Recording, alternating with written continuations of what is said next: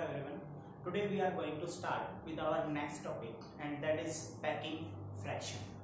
तो सबसे पहले बात करते हैं पैकिंग फ्रैक्शन के डेफिनेशन के बारे में कि पैकिंग फ्रैक्शन आपका होता क्या है।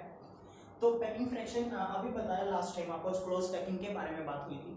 तो क्लोज पैकिंग में आपके पार्टिकल्स को क्लोजली पैक किया जाता है so that they can occupy the maximum available space and the minimum empty space is present between them. Now whole of the space is not occupied by the particles in any unit cell. Even in closed packing some space is left there and whole of the space is not occupied by the spheres or particles. Now we will have to calculate the space that is occupied by the particles in closed packing. Now packing fraction is a term which defines and tells you how much fraction of the space is occupied by the spheres or particles in a unit cell. Packing fraction, it is defined as it is the ratio है space occupied by the particles, space occupied by the particles, or you can say spheres, to the total volume of unit cell. Total volume of unit cell. So it is defined packing fraction. It is defined as the ratio of total space occupied by the particles or spheres in a unit cell to the total volume of the unit cell. Total volume of the unit cell में से कितना space आपका spheres ने या particles ने occupy किया है उसके डिवाइड में कर दीजिए आप total volume of the unit cell. ठीक है, तो packing fraction is equal to space और volume occupied by spheres divided by volume of unit cell। ये आपका formula packing fraction is equal to space और volume occupied by the spheres divide by total volume of the unit cell. Now one more term is there, packing efficiency. Packing efficiency के बारे में बात करते हैं।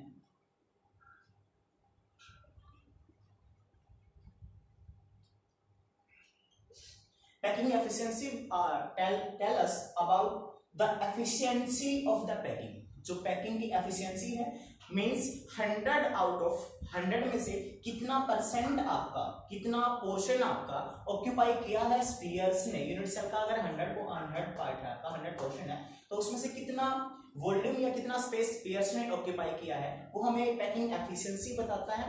और पैकिंग एफिशिएंसी इजी सा है, पैकिंग फ्रैक्शन है उसी को आप मल्टीप्लाई बाय 100 कर दीजिए। यही जो है इसको आप मल्टीप्लाई बाय 100 कर दीजिए, ये आपका फ्रैक्शन में आएगा। जो वॉल्यूम ऑक्यूपाई किया गया है स्फीयर्स ने जो वॉल्यूम ऑक्यूपाई किया है यहाँ वो फ्रैक्शन में आएगा, उसको मल्टीप्लाई बाय 100 कर दीजिए आपके पास पैकिंग एफिशिएंसी आ जाएगा।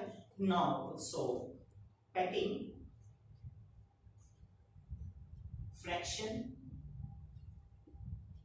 मल्टीप्लाई बाय 100 इसी का फॉर्मूला है। ये आपका फ्रैक्शन में आएगा, ये आपका परसेंटेज में आएगा। So that's all about packing fraction and packing efficiency. Now okay now we will calculate the packing fraction in a simple cubic unit cell। Simple cubic या सिंपल प्रिमिटिव जो यूनिट सेल होती है जिसमें आपके particles कहां present होते हैं, सिर्फ कॉर्नर्स पर पार्टिकल प्रेजेंट हैं। तो particles are present only at the corners of the unit cell. इसमें आपको जो पैकिंग फ्रैक्शन है वो कैलकुलेट करना है। आपके पास पैकिंग फ्रैक्शन का फॉर्मूला क्या होता है, पैकिंग फ्रैक्शन अभी हमने बताया है वॉल्यूम ऑफ स्फीयर स्पीयर्स ने जो वॉल्यूम ऑक्यूपाई किया है divide by volume of unit cell, volume of unit cell. अब एक जो सिंपल क्यूबिक यूनिट सेल है उसका जब आप 3 डायमेंशनल डायग्राम देखेंगे तो उसमें आपको पता चलेगा कि स्पीयर सिर्फ और सिर्फ कॉर्नर्स पर प्रेजेंट है, और ये कॉर्नर वाले जो स्पीयर हैं ये इस तरीके से आपस में क्या करते हैं, टच करते हैं, इस तरीके से आपस में टच करते हैं। मान लीजिए ये जो आपकी एज लेंथ है, ये एज लेंथ है, जो यूनिट सेल की एज लेंथ है उसको अगर हम ए मान के चले तो इस क्यूब का जो वॉल्यूम होगा, वॉल्यूम ऑफ क्यूब, वो होगा आपका ए क्यूब। ये आपकी एज लेंथ मान के चले तो जो क्यूब का वॉल्यूम होगा वो क्या होगा, आपका ए क्यूब होगा। Let radius of sphere, radius of sphere that is r. Now the relation between here as length and r, that will be a will be equal to twice of r. क्यों, half of the इधर से cover करेगा एक spear, half of the इस as को, half of the age को इधर से एक स्पीयर कवर करेगा इधर से, तो क्या होगा, यहां पर जो आपकी एज लेंथ है वो इन स्पीयर की रेडियस के डबल के इक्वल होगी। नाउ इन सब वैल्यूज को आप यहां पुट कीजिए। स्फीयर का वॉल्यूम क्या होता है आपके पास 4/3 pi R cube and 1 multiply by 4/3 pi R cube. क्यों, नंबर ऑफ स्फीयर आपका एक, नंबर ऑफ पार्टिकल या नंबर ऑफ स्फीयर्स, सिंपल जो आपकी प्रिमिटिव या सिंपल क्यूबिक यूनिट सेल उसमें सिर्फ एक ही स्फीयर प्रेजेंट होता है, एक ही पार्टिकल प्रेजेंट होता है, क्योंकि वैसे आर दिख रहे हैं आपको, लेकिन कंट्रीब्यूशन हर एक का 1/8, तो 1/8 multiply by 8 that will be equal to 1. So number of sphere 1 multiply by sphere का volume divide by volume of the unit cell, that is a cube. अब a की वैल्यू पुट कर दीजिए यहां से 4/3 pi r cube divide by a cube means 2r का cube कर दीजिए आप। यहां से वैल्यू पुट करने के बाद क्या पता चलेगा, 4/3 मल्टीप्लाई 2r का क्यूब है, 2 मल्टीप्लाई 2 मल्टीप्लाई 2 क्यूब आपका 8 हो जाएगा, r क्यूब और ऊपर आएगा आपका पाई r क्यूब। r क्यूब से r क्यूब कैंसिल कर दीजिए, 4 1 जा 4, 4 2 जा 8। नाउ आपके पास जो वैल्यू आएगी वो आएगी पाई बाई 6। पाई बाई 6, पाई को डिवाइड कर दीजिए 6 से, आपके पास आंसर आएगा 0.524।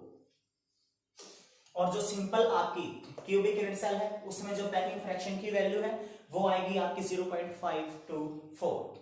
अब इसी से अगर आपको पैकिंग एफिशिएंसी निकालनी है, packing efficiency that will be packing fraction multiply by 100, that will be equal to 0.524 multiply by 100, that will be equal to 52.4%। 52.4% आएगी आपकी पैकिंग एफिशिएंसी। बस आपको ध्यान क्या रखना है, फॉर्मूला वही है आपका पैकिंग फ्रैक्शन का, volume of spheres divide by volume of unit cell. बस आपको ध्यान किस चीज का रखना है कि यहाँ पर आपकी जो यूनिट सेल का वॉल्यूम है वो a क्यूब होगा और इसकी एज लेंथ है जो वो आपकी a है, और जो रेडियस है स्फीयर की वो r है। इन दोनों के बीच में रिलेशन का ध्यान रखना है। ये चारों के चारों स्फीयर आपस में टच करेंगे, ये चारों स्फीयर ऊपर वाले जब आप 3 डायमेंशनल व्यू देखोगे वो आपस में टच करेंगे, और टच करके ये स्फीयर इस तरीके से इधर से इस तरीके से कुछ होगा, और ये वाला स्फीयर इधर से इस तरीके से कुछ होगा, इस तरीके से। तो ये इसकी रेडियस यहां तक r हुई, इसकी रेडियस यहां तक ये r हुई, और ये टोटल a हुआ। तो a will be equal to twice of r, and उसके बाद सारे वैल्यूज को यहां पुट कर दीजिए, और कैलकुलेशन के बाद 0.524 आएगा, पाई बाई 6 0.524, एंड उसको मल्टीप्लाई कीजिए 100 से, आपका पैकिंग एफिशिएंसी आ जाएगा 52.4%। Okay, now we will discuss packing fraction in face centred structure. जो फेस सेंटर्ड आपकी यूनिट सेल होती है उसमें जो पार्टिकल्स हैं वो कॉर्नर्स के अलावा आपके हर एक फेस के सेंटर पर भी प्रेजेंट होते हैं। तो इसमें देखते हैं कॉर्नर पर, हर एक कॉर्नर पर पार्टिकल प्रेजेंट है, और इसके अलावा 6 फेसेस या 6 फेसेस के सेंटर पर पार्टिकल प्रेजेंट है। अब अगर अरेंजमेंट की बात की जाए, अरेंजमेंट की, तो ये जो पार्टिकल है कॉर्नर वाले वो आपस में टच नहीं कर रहे हैं, कॉर्नर्स की जो पार्टिकल हैं these are not touching each other but these are touching the particle और sphere which is present at the face center और सेंटर ऑफ द फेस, कि जो फेस के सेंटर पर पार्टिकल प्रेजेंट है, ये कॉर्नर वाले पार्टिकल आपस में टच नहीं कर रहे हैं बट इसको जरूर टच कर रहे हैं। तो अब मैं मान लेता हूं कि एज लेंथ, इस जो यूनिट सेल की एज लेंथ है वो a है और रेडियस ऑफ स्फीयर है वो r है, तो ये वाले एज a, ये वाला एज भी a। अब जो रेडियस है देखिए, हाफ ऑफ द रेडियस, ये जो रेडियस का हाफ है इस तरीके से इधर इसमें कवर है, इस स्फीयर की दोनों मतलब इसका पूरा का पूरा डायमीटर, तो ट्वाइस ऑफ द रेडियस हुआ, तो 2 r यहां से 1 r यहां से, तो ये टोटल मिला के जो हुआ ये 4 r हुआ। ये आपका जो सिंप्लीफाइड डायग्राम होगा वीडियो के साथ में उसमें आपको दिख भी जाएगा इजीली। तो यहां से अब ये आप इस ट्रायंगल को, ये जो ABC राइट एंगल ट्रायंगल है इसको उठा के आप यहां ले आइए, तो in right angle triangle ABC जो AC का स्क्वायर है that will be equal to AB square plus BC square according to PGT Pythagoras theorem, AC square is equal to AB square plus BC square. Now if you have to find out the value of AC then it will be equal to AB square plus BC square square root.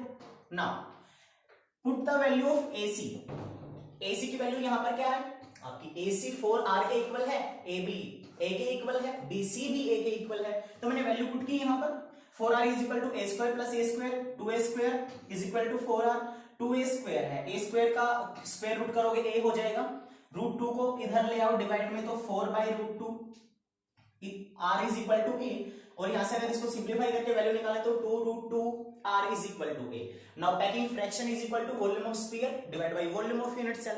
अब एक sphere का volume 4/3 pi r cube होता है, लेकिन face centred structure या face centred unit cell में number of sphere calculate किया था पहले, 4 आते हैं, नंबर ऑफ पार्टिकल्स या स्फीयर 4 आते हैं, तो 4 मल्टीप्लाई बाई एक स्फीयर का 4/3 pi r cube divide by volume of unit cell a cube. अब इस सारों की वैल्यू को सिंप्लीफाई करके एक बार रखिए यहां पर, 4 into 4 16 हो जाएगा आपका, पाई r cube divide by 3 into a की वैल्यू पुट कीजिए यहां से, 2 root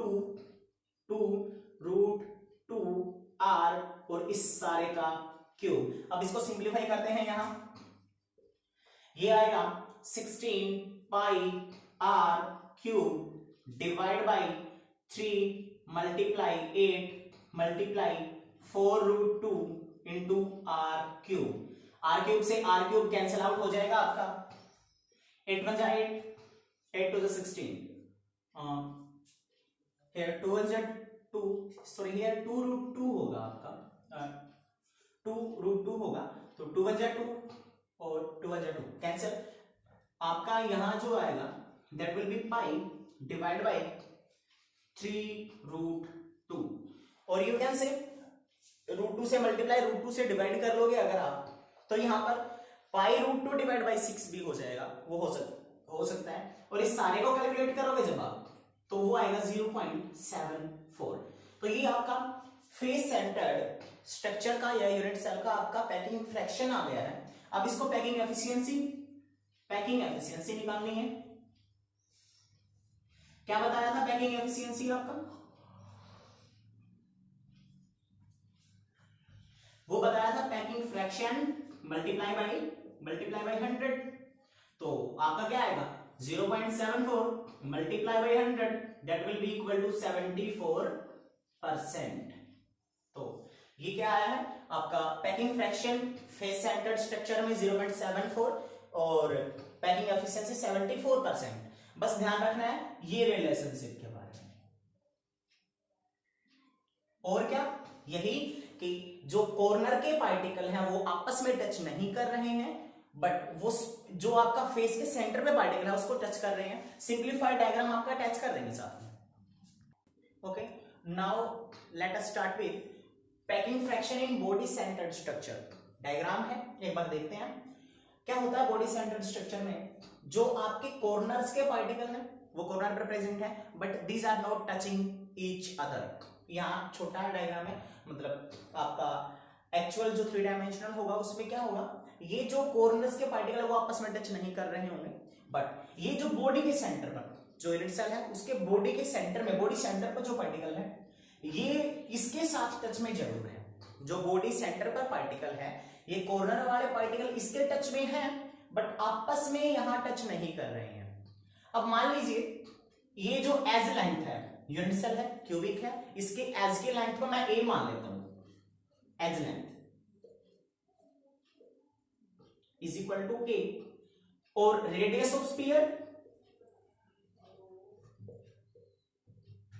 that will be, that consider कर रखी है स्टार्टिंग से आर। तो अब यहां से मैं ये जो डायगोनल है, बॉडी डायगोनल है, क्यूब का जो बॉडी डायगोनल है ए डी, ना diagonal of cube, diagonal of cube, cube का जो बॉडी डायगोनल है ए डी, हमें पता है पहले से कि जो बॉडी डायगोनल होता है क्यूब का उसकी वैल्यू होती है √3 इंटू ए, √3 इंटू ए के इक्वल होती है। अब अगर यहां से वैसे बात की जाए, ये रेडियस की टर्म में बात की जाए, स्फीयर है, स्फीयर की रेडियस ये और ये टच में है और ये टच में है, इस तरीके से ये स्फीयर इसके साथ टच में और ये स्फीयर भी इसके साथ टच में।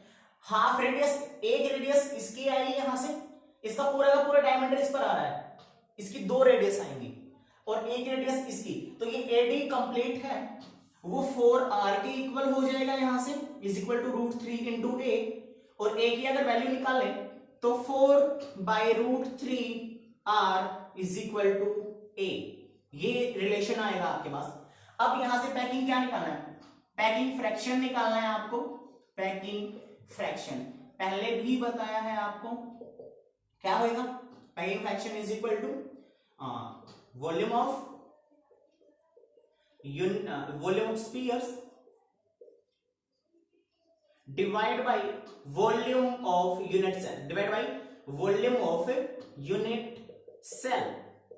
अब यहां पर जो स्फीयर है, पार्टिकल है, वो आपके 2 प्रेजेंट है, 2 पार्टिकल प्रेजेंट है, 2 मल्टीप्लाई बाय एक स्फीयर का volume 4/3 pi R cube, 4/3 pi R cube divide by volume of the unit cell A cube. Values put कीजिए एक बार, यहां से क्या हो जाएगा आपके पास 8 पाई आर क्यूब, 4 और 2 की मल्टीप्लाई कर दो, इस 3 को नीचे ले आइए, 3 मल्टीप्लाई 4 डिवाइड बाई √3r और सारे का क्यूब कर दीजिए आप। इसका क्यूब करने के बाद अब इसको सिंप्लीफाई कीजिए एक बार, क्या आएगा आपके पास 8 पाई आर क्यूब, ये √3 है, इसका क्यूब करेंगे 3√3 हो जाएगा, √3 के 3 टाइम्स मल्टीप्लाई 3√3, ये डिवाइड से पलट के ऊपर जो मल्टीप्लाई में हो जाएगा, ऊपर 3√3, ये कैसे आया वो ध्यान रखना, नीचे से जो √3 है इसका क्यूब 3√3 होएगा और इसको पलट के ऊपर लेके गए हैं, यहां से 3 मल्टीप्लाई 4 का क्यूब 64 हो जाएगा आपका, और r क्यूब से r क्यूब कैंसिल, 3 से 3 कैंसिल, यहां से आएगा 8 1 जा 8, 8 8 जा 64, वैल्यू आएगी पाई √3 डिवाइड बाई 8, और इस सारे को जब आप कैलकुलेट करेंगे, कैलकुलेट करने के बाद ये आएगा आपका 68, 0.68 के अराउंड आएगा, 0.68 के अराउंड आएगा। फिर आपको क्या निकालना है, पैकिंग एफिशिएंसी निकालनी है ना, पैकिंग एफिशिएंसी। तो ये जो पैकिंग एफिशिएंसी होगी आपकी, क्या बताया है आपको, packing fraction multiply by 100 that is equal to 0.68 multiply by 100, तो कितना आ जाएगा आपका 68% आ जाएगा आपका, 68%, तो कितना आया है 68% आया है आपका, ये 68%। तीनों में हमने पैकिंग एफिशिएंसी और पैकिंग फ्रैक्शन की बात की है। पैकिंग फ्रैक्शन आपका, पैकिंग एफिशिएंसी आपकी फर्स्ट वाले में 52.4% के अराउंड आई थी, फेस सेंटर्ड में आपकी 74 आई है और इसमें आपकी 68% आई है। फेस सेंटर्ड जो स्ट्रक्चर है उसमें सबसे ज्यादा आपकी पैकिंग एफिशिएंसी या पैकिंग फ्रैक्शन है आपका। That's all about packing fraction and packing efficiency. Thank you.